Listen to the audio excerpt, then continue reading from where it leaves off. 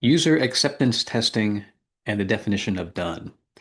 User acceptance testing, or UAT, is where the requester would actually sit with the results of the team's work during the sprint and verify that it meets their expectations.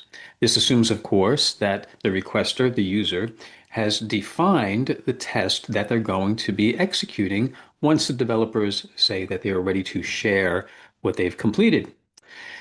You know that our definition of done should be as expansive as possible.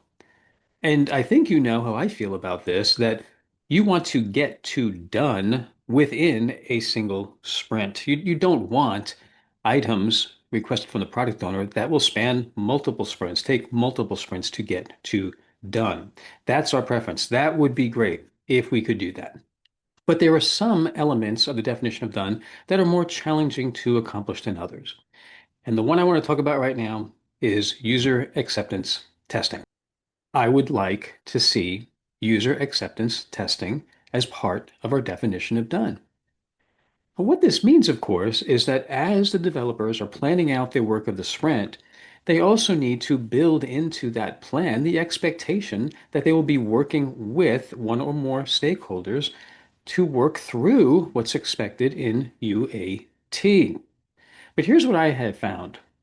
It's often difficult to get those requesters, those stakeholders, to coordinate with the Scrum team to carry out that acceptance testing within the sprint. Some of you may have seen this behavior where the developers will let the product owner or the requester know that they would like to share what they've accomplished.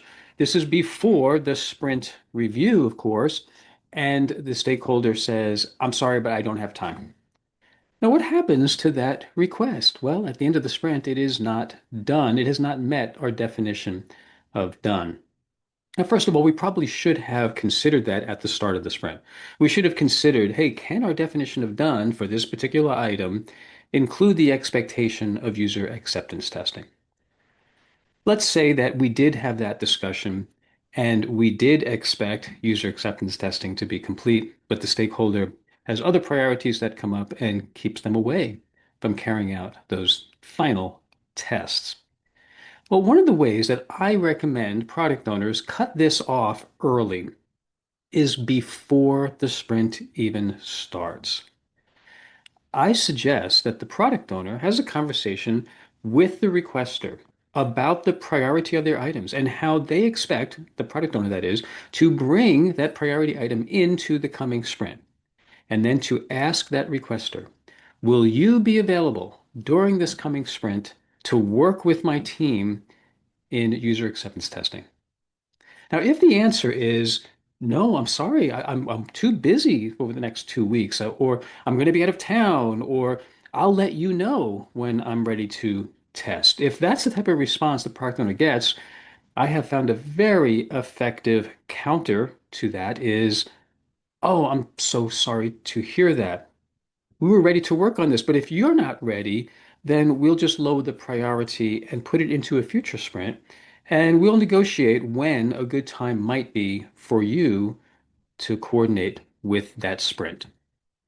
I have found that that simple yet realistic, polite and professional, by the way, response will often create an instigation in the requester to figure out a way to either be there themselves or to have a representative go instead.